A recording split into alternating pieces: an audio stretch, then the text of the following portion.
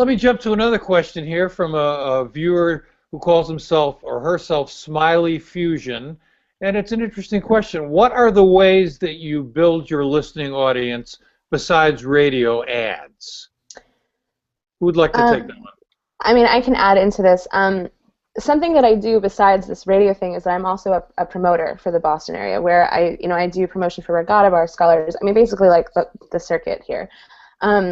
So obviously, through my own work that I do with my business, it is like a given that it builds my audience. When I have a client, for instance, Danilo Perez is playing this weekend at Scholars. So, of course, I had him on for an interview.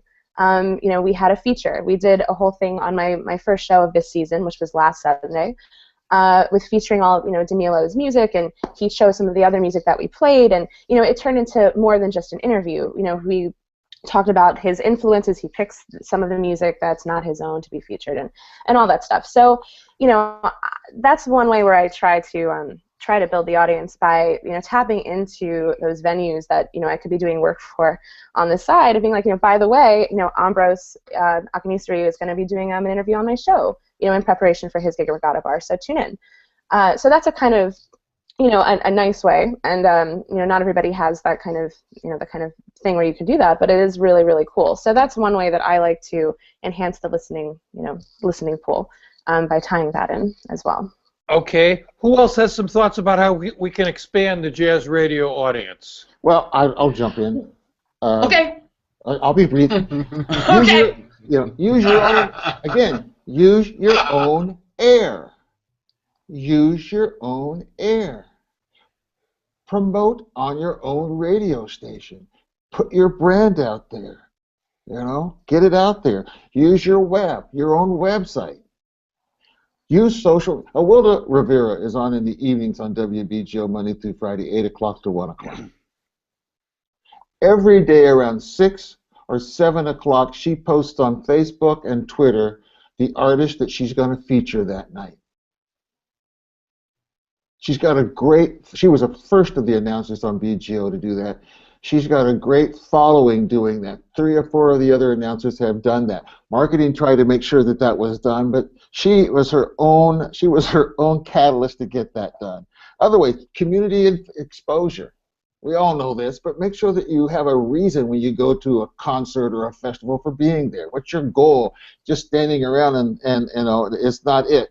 Make sure that what you're saying on the air, what you're saying on your website, and what you're saying in the community should be a singular message. And so often when we would get ready to go, there is a marketing manager at BGO. It's what are the talking points? What are we selling this week? What are we selling this month? Make sure that we get those points mentioned, because it's the consistency of marketing that goes hand in hand with the consistency of programming.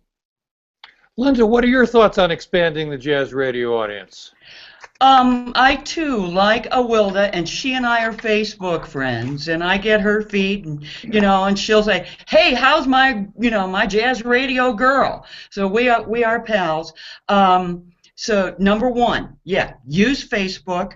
And when I'm on these days on Facebook, I'll start out in the morning, then I'll create like a crawl that goes through the day that says, "Oh my God, this is going to sound really good coming up next."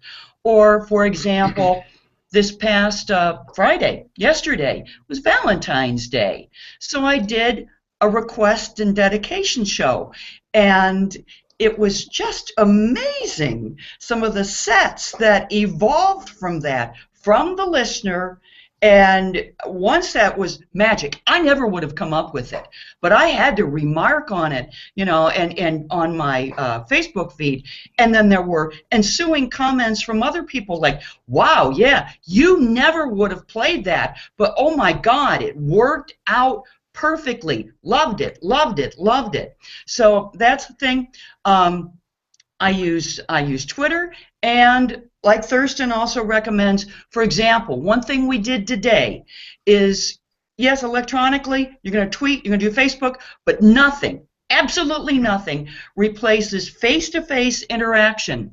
So this morning, WEMU hosts went to the Northside Grill in Ann Arbor, Michigan for the love of WEMU. We poured coffee, we seated customers, we bussed tables, we chatted, we shook hands, we hugged, and all the tips collected today at the Northside Grill go to benefit WEMU for the love of WEMU.